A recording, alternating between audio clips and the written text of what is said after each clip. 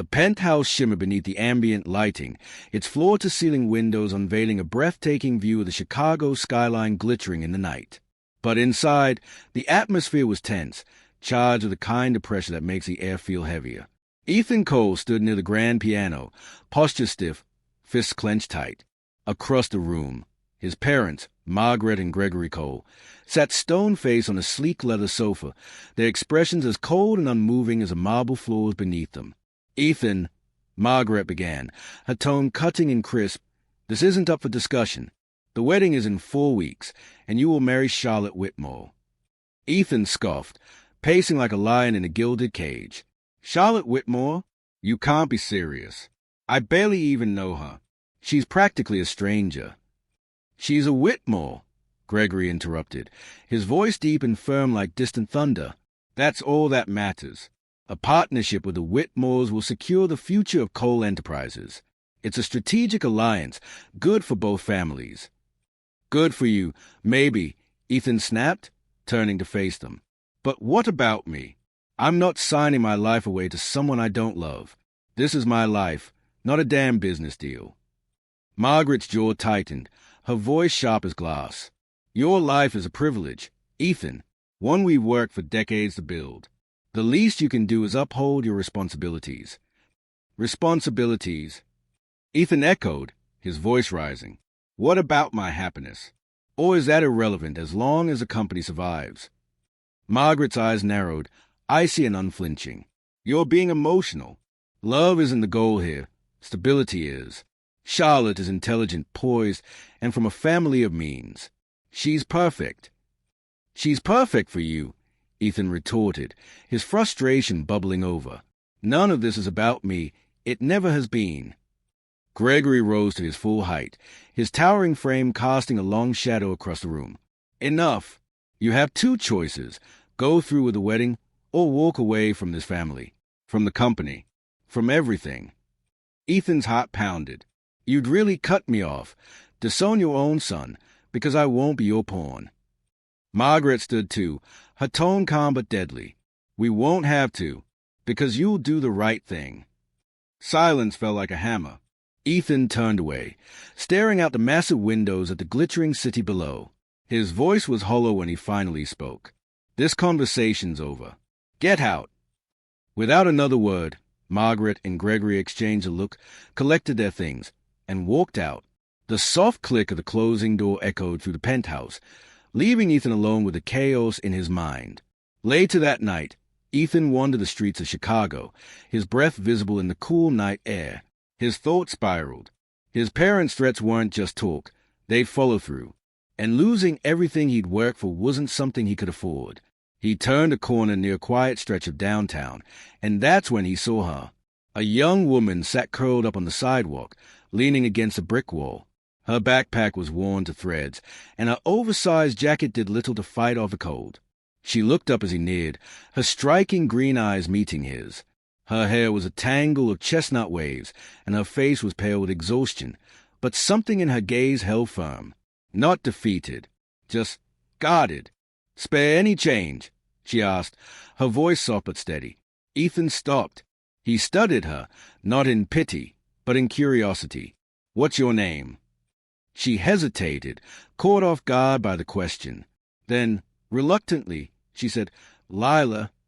Ethan's mind whirled. A wild, reckless idea was forming, and for some reason, it didn't feel so crazy.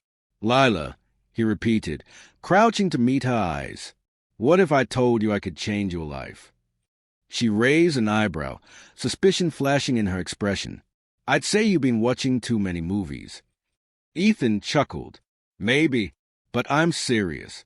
What if I told you I could get you off the street, give you a place to stay, food, clothes, everything you need to start fresh?" Her eyes narrowed. "What's the catch?" He stood, hands in his coat pockets.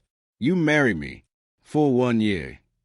Lyla blinked, staring at him like he'd just spoken another language. "What?" "I'm not crazy," he said quickly. "It's a business deal, nothing more. I need a wife, for complicated reasons, and you need a fresh start. We draw up a contract. You live with me. After 1 year, we walk away." You get paid. No strings attached. Lyla laughed bitterly. Marry a total stranger? There's some kind of joke. I'm dead serious, Ethan said, his voice steady. You'll be protected. You'll have everything you need. And when it's over, you'll be set for life. She studied him, eyes sharp. Why me? He hesitated, the truth on the tip of his tongue. Because you don't know me. You don't care about my money or my last name. You're real. Lyla looked down, her hands clenched in her lap.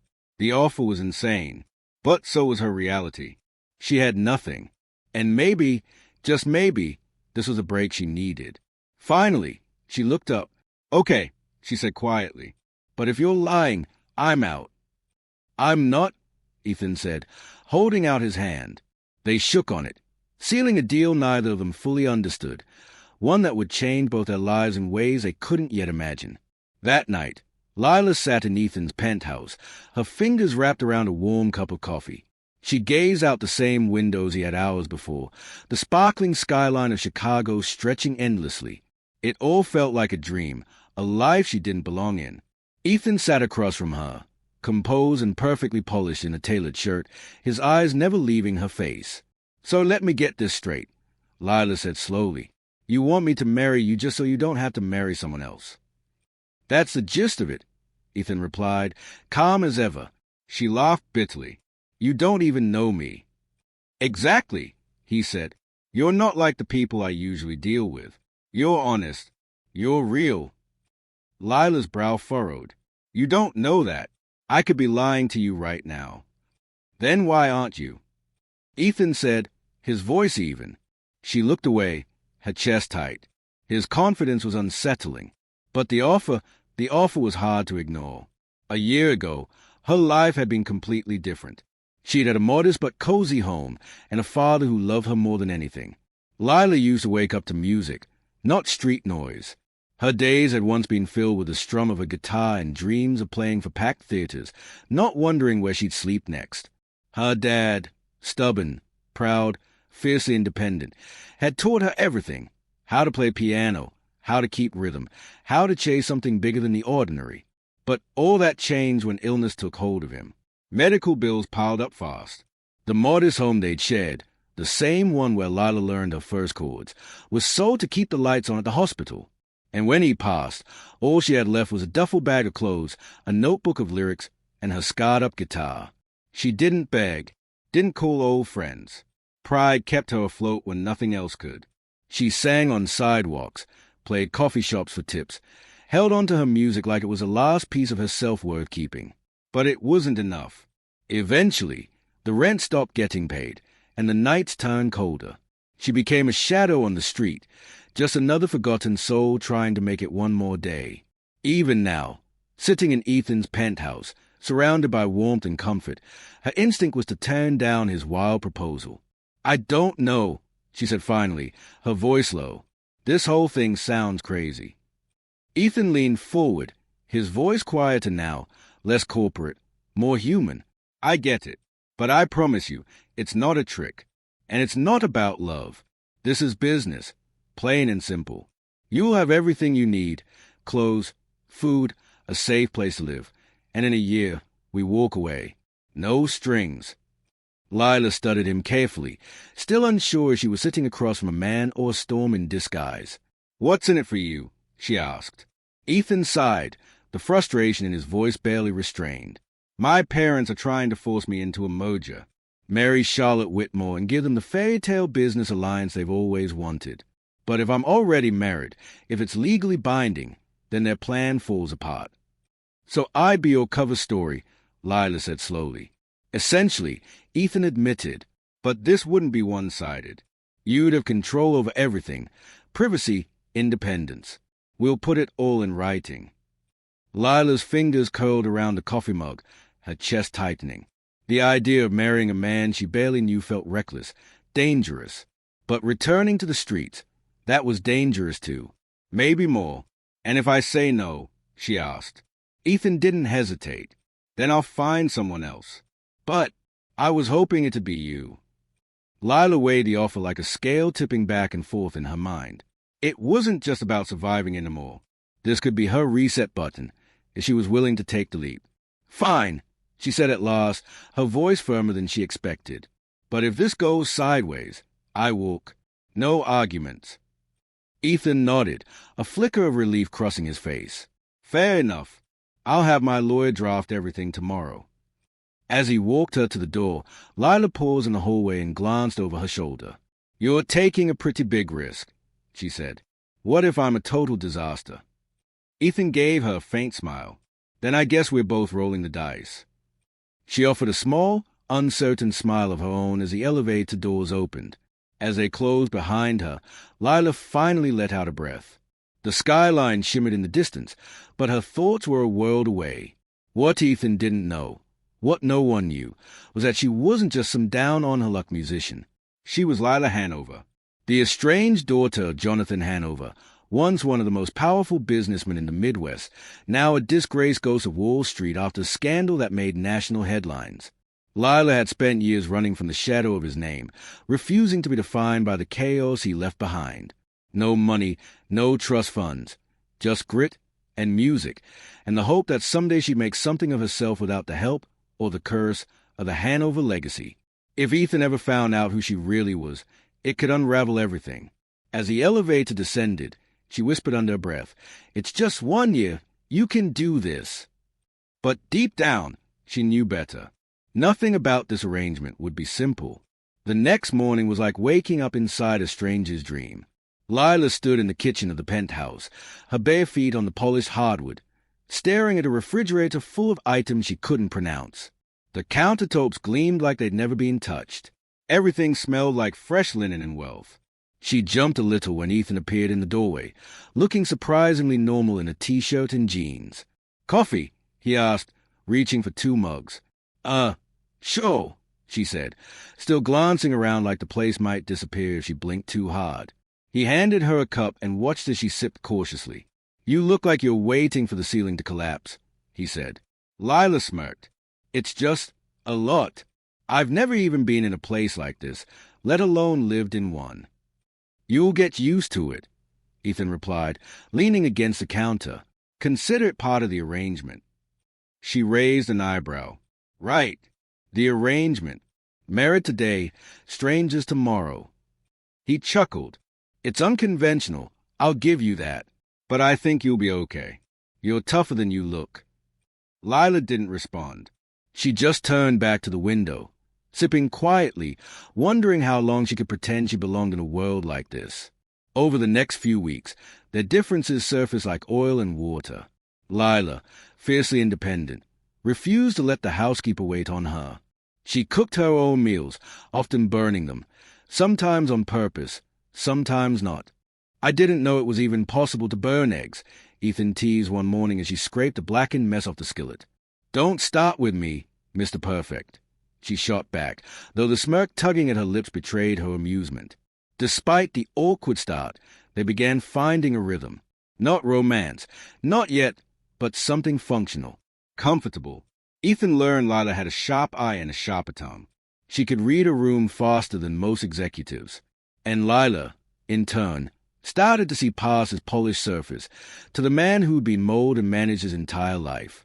One evening, unable to sleep, she wandered down the hall and found him alone in his home office, staring at an old photo on his desk. It was Ethan as a child, smiling from his father's lap. You look happy, she said softly, leaning on the doorframe. Ethan looked up, startled. Then, without a word, he flipped the photo face down. Appearances can lie, he said. She stepped into the room, curiosity getting the better of her. What happened? He sighed. My parents don't see me as their son. I'm just a product of their ambition. Every part of my life has been about hitting their targets, fitting their mold. That sounds exhausting, Lyla said gently. It is, Ethan admitted. This whole fake marriage, it's not just about breaking free from their plans. It's about proving I can make a decision for myself, for once. Lyla nodded slowly, something shifting in her. I get it, more than you know. That night, for the first time, she didn't feel like an intruder in Ethan's world. She felt like maybe she had a place in it. Ethan wandered through the penthouse late one night, restlessness pulling him from his work. That's when he heard it, soft music drifting from the living room like a memory being replayed. He followed the sound and stopped in his tracks. There, in the far corner, sat Lyla, the old upright piano. Her fingers moved effortlessly across the keys, weaving a haunting melody that seemed to fill every corner of the space. She was lost in it, eyes closed, swaying ever so slightly, completely unaware of him watching. When the final note faded into silence, Ethan spoke gently. "You're incredible." Lyla startled, turning to see him in the doorway. "I didn't know anyone was listening." "I didn't know you could play," he said, stepping closer. "Why didn't you tell me?" She gave a soft shrug, brushing a loose strand of hair behind her ear. "It's just part of a life I left behind. Not something I talk about much." Ethan studied her face. There was a weight in her voice, something deeper than she let on, but he didn't push. "Well," he said with a smile, "you should play more often. You've got real talent." Lyla gave a small smile in return, one that didn't quite reach her eyes. "Maybe." Their arrangement faced its first real test a few weeks later. Ethan had to attend a charity gala, a high-profile, high-society affair filled with polished smiles and hidden agendas, and for the first time, he had to introduce Lyla as his wife. "You'll be fine," he said as they stepped into the glittering ballroom, arm in arm. "Easy for you to say," Lyla muttered, adjusting the hem of a borrowed gown. "You grew up in rooms like this." The chandeliers sparkled overhead, the room buzzing with laughter and murmured gossip. Lyla tried to shrink into herself, but there was no hiding, not tonight. Yet as the evening unfolded, something unexpected happened. Lyla, against all odds, charmed the crowd. She laughed at the right moments, held thoughtful conversations, and even held her own in a debate about music and philanthropy. Her quick wit and disarming honesty caught people off guard, in the best way. Even Gregory and Margaret Cole, who had come expecting awkward failure, found themselves momentarily speechless. "Your wife is quite the charmer," one guest said to Ethan with a smirk. Ethan's eyes lingered on Lyla across the room, watching her laugh at something the mayor's wife had said. "Yes," he said quietly, "she is." But not everyone was impressed. Margaret Cole pulled Lyla aside near the powder room, her smile tight, her eyes cold. "You played your part well tonight," she said, her tone laced with syrupy condescension. "Thank you," Lyla replied coolly, refusing to let her rattle her. Margaret's smile thinned. "But don't think for a second that I'm fooled. I know there's more to you than meets the eye, and I will find out what it is." Lyla's breath caught, but she didn't flinch. "Good luck with that," she said, then turned and walked away. But Margaret's words echoed in her mind long after the music faded. Back at the penthouse, Ethan noticed a shift in her mood. "You okay?" he asked gently. "Just tired," she said, managing a smile. But later that night, as she lay awake staring at the ceiling, the truth gnawed at her. She knew the past wouldn't stay buried forever. And when it rose, what would it cost her? At the Cole family estate, in a starkly cold study that looked more like a war room than a home office, Margaret sat behind her desk, a dossier spread open in front of her. The face on her laptop screen was unmistakable. Lyla, years younger, caught in the spotlight of a media storm. Headlines screamed across the page. "Hanover Empire collapses in massive fraud scandal." Margaret's lips curled into a quiet, victorious smile. She picked up the phone. Ethan was in his home office when the call came. He stared at his phone screen for a long moment before answering. "What is it?" "Mother." "We need to talk," Margaret said briskly. "It's about your wife." Ethan sighed. "What about her?" "She's not who she says she is. Come to the house. Now." The tension in the Cole mansion was thick when Ethan entered the study. Margaret was standing beside the desk, waiting, the open file like a loaded weapon between them. "What's this about?" Ethan asked, already tired of the theatrics. Margaret slid the folder toward him. "Your wife is Lyla Hanover." Ethan frowned. "Hanover? As in—" "Jonathan Hanover," she said, cutting him off. "The disgraced CEO who tanked one of the biggest companies in American history. That's her father." Ethan flipped through the pages, reading the news clippings, the photos, The scandal. His heart dropped. "Why didn't you tell me?" he murmured. "Because she didn't want you to know," Margaret snapped. "Think about it. She's using you, using us, to claw her way back into society. This whole act of hers, it's a lie." "You don't know that," Ethan said, jaw tightening. Margaret stepped closer, her voice sharp and low. "Don't be naive, Ethan. You didn't rescue some innocent street musician. You were played." Back at the penthouse, Lyla was curled up on the couch sketching in a notebook when Ethan walked in. His eyes were dark, his expression unreadable. She looked up, smile fading. "Hey, what's wrong?" He crossed his arms. His voice came out colder than she'd ever heard it. "Why didn't you tell me who you really are?" Lyla froze, the pencil slipping from her hand. I don't know what you're talking about." "Don't lie to me, Lyla," Ethan snapped. "I know. You're Lyla Hanover, daughter of Jonathan Hanover, the man who wrecked lives and vanished in disgrace." Lyla's face went pale. Still, she stood. "So what? You went digging into my past." "I didn't have to," he said bitterly. "My mother did. And she thinks this whole thing, was just a calculated move." Lyla's hands bowled into fists. "You think I wanted to be his daughter? You think I chose any of this? I've spent years trying to run from that name." "Then why hide it?" Ethan demanded. "Because it's not who I am," she shouted, her voice cracking. "That name, it destroyed my life. I lost my home, my family, everything. I've only ever wanted to be me. Just Lyla, not his legacy." Ethan's eyes flickered with conflict. "So none of this was real? Us?" "You don't get it," she said, shaking her head. "You came to me. You wanted a fake marriage. Remember? I didn't ask for this. I didn't trick you. And for a while, I thought maybe you actually saw me.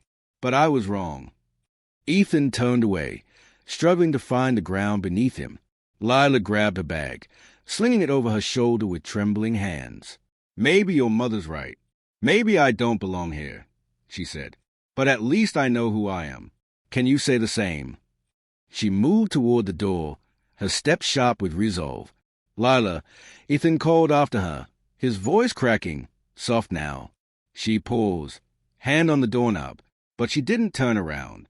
"Goodbye, Ethan." And just like that, she was gone. The penthouse felt hauntingly empty after she left. Ethan sank into the leather couch, his elbows on his knees, hands raking through his hair. The truth had hit him like a freight train, but the way he had handled it, that's what hurt the most. He glanced over at the photo sitting on the mantel, taken at the charity gala. There she was, Lyla, radiant, her smile lighting up the frame with a sincerity that now made his earlier accusations sting like acid. He buried his face in his hands, his thoughts spiraling. Had he just made the worst mistake of his life? The grand piano in the corner sat in solemn silence, just like the rest of the penthouse. The only sounds were the distant hum of the city far below, a faint reminder that life went on, even when yours felt like it had shattered. Her words rang in his head. "At least I know who I am. Can you say the same?" He'd been so quick to judge her, blinded by old wounds, his mother's poisonous whispers, and his own phase. But Lyla wasn't a con or a gold digger. She was surviving, fighting for her name, her truth, her place in the world. She wasn't her father's scandal or the shadow of the Hanover name. She was herself, resilient, gifted, and honest. And he'd let her walk away. Meanwhile, Lyla had found refuge in the only place that had ever felt like home, her music. She went back to small venues and intimate lounges, slowly piecing herself together through every note and lyric. In a cozy downtown jazz bar, she sat beneath warm amber lights, guitar in hand, pouring her soul into every melody. The crowd wasn't big, but they were listening, really listening. And when she finished her final song, the applause was warm and real, wrapping around her like a balm for all the wounds Ethan had unknowingly opened. "Your voice is incredible," said a man as she packed up a guitar. "Ever think of recording?" Lyla gave a soft, polite smile. One step at a time. Back in the penthouse, Ethan couldn't sit still. The silence wasn't peaceful, it was punishing. "I blew it," he muttered, pacing back and forth. She's amazing, and I let her slip through my fingers." Claire, his ever-steady assistant, looked up from her tablet. "You're not exactly subtle about it." He stopped pacing. "I need to fix this." Claire raised a brow. "Then stop thinking like a businessman. Start thinking like a man in love. If music is her world, maybe it's time you learn to speak her language." Something clicked. That was it. Ethan dove headfirst into a plan. He reached out to club owners, producers, and music agents, anyone who owed him a favor, not to show off, not to win her back with grand gestures, but to give her something real. A stage, a spotlight, a moment. 2 weeks later, Lyla received a letter. Not an email, not a text. A handwritten note. "Lyla, you deserve to be seen, to be heard. Please come to the Grand Avenue Theater. Tomorrow, 7 p.m. Her heart skipped. Part of her wanted to ignore it, but something in that note tugged at her, so she went. The theater took her breath away. It was intimate, glowing with golden light, and in the center of the stage stood a single grand piano. In the audience were people she recognized, music industry names she had only admired from afar. How were they here? A man greeted her at the door. "Lyla Hanover." She tensed at the name, but nodded. "I've heard incredible things about your music. We're excited to see you perform tonight." "Perform," she echoed. The man gestured to the stage. "This is your show." Before she could fully process what that meant, Ethan stepped out from the wings. Her breath caught. "What is this?" she asked, cautious, guarded. Ethan's voice was calm, but earnest. "It's for you. I wanted them to see what I see every time you play." She blinked, unsure whether to cry or walk away. "This is your dream," he said gently. "Let me help you live it." Her heart thudded against her chest. "I didn't fall for your name, Lyla, or your past. I fell for you, and I'll spend the rest of my life proving that, if you'll let me." She stood in silence, her walls slowly crumbling. "You didn't just give me a second chance," she whispered. "You gave me my dream." He smiled. "Then maybe it's worth another try." That night, Lyla walked out onto that stage. Her hands trembled as they hovered above the keys. But the moment she began to play, all fear faded. Her music flowed like water, honest, powerful, beautiful. The room was spellbound, and when the final note faded into the silence, the applause erupted like thunder. In the back of the room, Ethan stood still, eyes glistening, heart full. When the theater had cleared out, Lyla found him standing near the piano. "You didn't have to do all this," she said softly. "I did," he replied, "because you're worth it." She studied his face for a long moment. Then a slow smile broke across her lips. "Maybe we both are." Together, they walked out into the night, not perfect, not complete, but finally on the same path. Lyla studied him, her green eyes searching his face for any hint of deceit. But all she found was sincerity. "It won't be easy," she said quietly. "Trust isn't rebuilt overnight." "I know," Ethan replied, leaning forward. "But I'm willing to work for every single day, if that's what it takes." A small smile touched Lyla's lips. "You're stubborn. You know that." "So are you," Ethan countered with a soft chuckle. They both laughed, the tension between them easing as they began to rebuild what had once been broken. Over the next year, Ethan and Lyla grew closer, their relationship blossoming into something genuine and true. Lyla's music career flourished as she earned well-deserved recognition in the industry. Ethan, her biggest supporter, stood proudly by her side, attending every performance with unwavering encouragement. At the same time, Lyla helped Ethan take control of his own life, guiding him through the difficult relationship he had with his parents. Gregory remained distant, but Margaret's icy demeanor softened as she witnessed Lyla's genuine love for her son. "She's stronger than I ever gave her credit for," Margaret admitted one evening to Ethan. "And so are you," Ethan replied, feeling his heart lighten with his mother's acceptance. 1 year to the day after their whirlwind marriage, Ethan planned a surprise for Lyla. She had just finished a sold-out performance at a grand concert hall, the applause still ringing in her ears as she stepped backstage. "Wonderful show, Miss Hanover," a stagehand said, handing her a bouquet of roses. "Thank you. Lyla replied with a smile as she took the flowers. As she turned the corner, she froze. The stage was cleared, and there stood Ethan, center stage, holding a small velvet box. A handful of close friends, including Jenny and Claire, watched quietly from the wings. "Ethan, Lyla," she whispered, her voice trembling. He smiled, eyes warm and shining. "A year ago, we started something that was supposed to be temporary, a deal. But somewhere along the way, you became my everything. You made me see the world differently. You made me better." Lila's heart pounded as Ethan dropped to one knee, opening the box to reveal a simple yet elegant diamond ring. "Lyla Hanover," he said, steady and sure, "will you marry me again? This time, forever." Tears filled Lila's eyes as she stepped closer. "Yes," she said, laughing through her tears, "but no more contracts." The crowd in the wings erupted into cheers as Ethan slid the ring onto her finger and pulled her into a tender kiss. Their wedding was a simple yet elegant affair, held in a garden beneath the stars. Guests from all walks of life gathered to celebrate their union. Ethan's business associates, Lila's music community, and even a few former rivals.